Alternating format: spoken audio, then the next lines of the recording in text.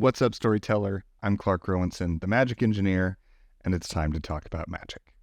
In this video, I'm going to be talking about one of the topics I actually covered in one of my live streams, so the format may be a little bit different than you're used to.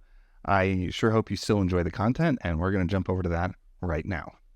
Today, what I wanted to talk about is I wanted to talk a bit about power arcs and progression curves, or power curves and progression arcs, depending on how you want to look at it. I went to 20 Books Vegas, and I presented there a couple times, which that was a bit of a, not disaster, but day one, I started losing my voice and had to work hard to keep it afloat through all of my presentations.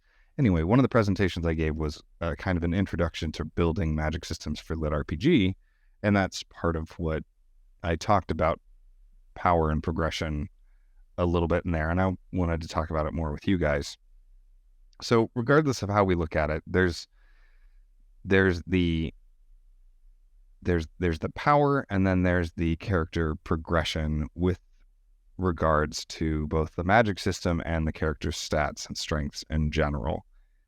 So I've been trying, there's no real solid definitions, but in my brain and working, like doing some back and forth with ChatGPT about like how to present it and how to talk about it, here's kind of what I settled on. So the power arc is the strength. It's the path of strength is really how it is. So where do characters start? Where do they end? And are there milestones and important spots along the way between those paths?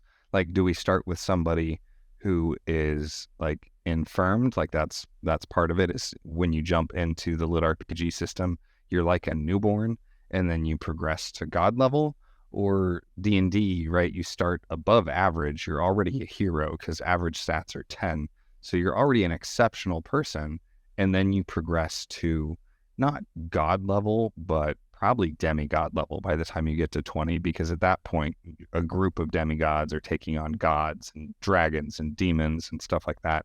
So that's the power arc. That is the arc that characters go on. And when I get towards the end, I'm gonna talk about some different case studies, more or less.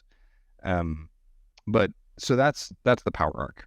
Then the progression curve or progression arc is about matching it to the narrative, and how it's more about time and how quickly and how characters progress. Does the method of progression change?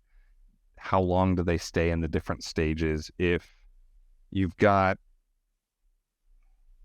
a bunch of different milestones in the power arc, how fast does the progression happen between those milestones? So that's what we're talking about in terms of power arcs and progression curves with LitRPG. With those being my kind of definitions of the power curves and progression arcs, the biggest thing with those is how do you plan them, right? How do you set them up so they work the way you want them to? And it comes down to a couple of things, and a lot of it we've already sort of alluded at with what we've discussed already. The biggest thing being determining your start and end point is the biggest thing. So like I was saying with D&D, you start as above average. You're already an adventurer and you're already capable of being a hero when you start. You might have a system where you start as a normal person, or you might start as a demigod. So for example, back when it was, I think it was still when it was White Wolf Publishing, I think now they're Onyx Path, the people who did World of Darkness, New World of Darkness, they have a system called Scion that is entirely built around you playing characters that are the scions of gods. So you are a demigod. And the power curve is interesting there because you're already a human with demigod powers, and you get stronger and you get new capabilities, but you're still sort of just in the realm of demigod. So it's a weird thing where you get more powerful, but the start and end point, the difference in the start and end point is not as drastic as the difference in start and end point in like D&D. Or when you look at something like World of Darkness or Call of Cthulhu, where you're playing as humans, the power arc there is pretty small. You get some progression and some development, but you don't get much stronger. And that's going to tell you so much about how characters are going to move through. And this is important to understand your end game, right? Especially when you're dealing with LitRPG, is understanding where you want things to end up. Hey, quick break. Just want to say, if you are enjoying this video, please do take a second to like, subscribe, and hit the notification bell. It helps tremendously. And that's all I've got. So back to the content. When it comes to the progression, it's looking at different ways you can shape that curve. Well, progression and power, it's looking at different ways you can shape that curve. Do you want it to be kind of exponential growth, where as you move through things, each step is a significant boost in power? Is it linear? Do you want to do some kind of S curve? Do you want plateaus? And I'm going to talk about this a little bit when we get into the case studies. We'll look at some specific examples. That's and then the last thing, like I said, with the progression curve is the timeline. Once you have that, picking out any spots in the middle where you might want things to change. And the reason they're distinct is the power arc might be linear, where every step, every level you take is an even boost in power from level 1 all the way up to a level 1,000. But the progression curve might be exponential decay. So when you're starting at level 1, and this is actually something we see in a lot of video games, right? It's kind of what we're used to. When we start at level 1, levels come pretty fast and easy. And then you start hitting level 10 and it slows down a bit. At level 30, it's slowing down even more.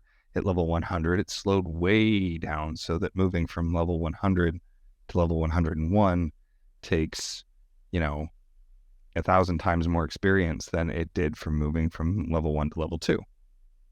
So that might be a good way to think about it, is like the power arc is the strength of your character. The progression curve is dealing with experience in how experience is managed.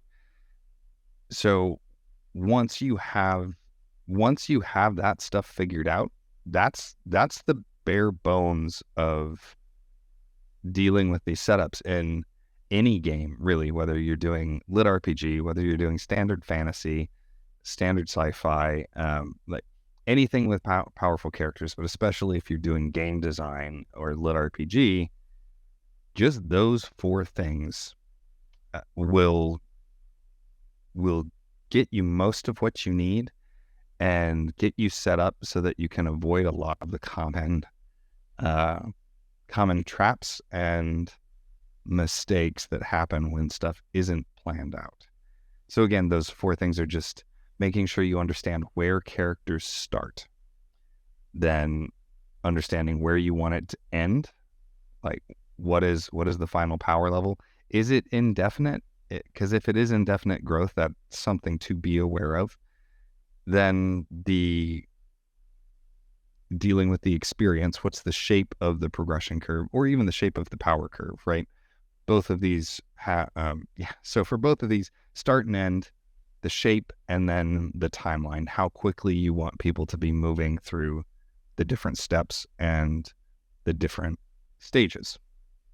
And like I said, just looking at those 4 things and coming up with ideas and settling on something will put you miles ahead and help you avoid a lot of common problems, like what I refer to as the DBZ effect, which I think most people know what I'm talking about there. It is just it's the continual expansion and growth of power levels, just over and over and over again. And I'm not knocking the show or knocking the series. Everything it's popular for a reason, and everything has some good and some bad. This is sort of where it struggles, and this is what frustrated me when I was a kid. I was just like, everybody was super excited that people were reaching Super Saiyan 2, and I was sitting there saying, they're just going to make a Super Saiyan 3, right? No, man, this is the top. This is the peak. And then Super Saiyan 3 came along. So that was one where it was very clear that they hadn't really planned that. So every conflict, it was people reaching for the next power level, even though we thought we were already at the top power level. That was frustrating. You can also, not planning this out can also lead to weird situations where the growth is so rapid, it doesn't feel earned. I've seen that in a couple books or two, and that can also coincide with where the numbers get so big, it doesn't mean anything anymore.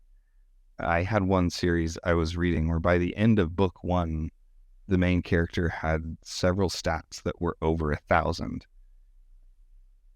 And this wasn't a huge book either. Like, it was just, progression was so fast and so rapid that it lost a lot of the meaning for me. And I didn't really understand where it was going to go and where it was going to end. And so a big part of avoiding the DBC effect is planning it in advance. And the other part is foreshadowing. So making sure that you are alluding to these higher tiers before your character gets there. Or if you are going to have a new unseen level unlock, make it more expansive. I'm not going to claim to have watched all of the Dragon Ball Z series, because that's so many episodes. But making it so when you hit this new level, it's a new tier of play, basically. Those are some ways to deal with some of those common problems. So that's the basics of the power arcs and progression curves that I wanted to talk about. And that's it for this video. I hope it was helpful. I hope it was interesting. As always, you can leave questions in the comments below.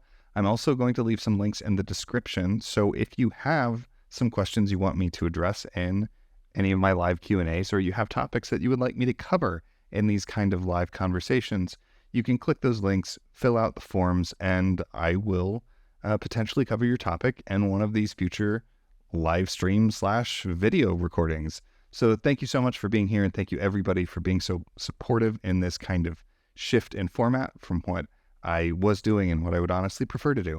So thank you again, and whatever you do, make sure that you keep writing and stay awesome.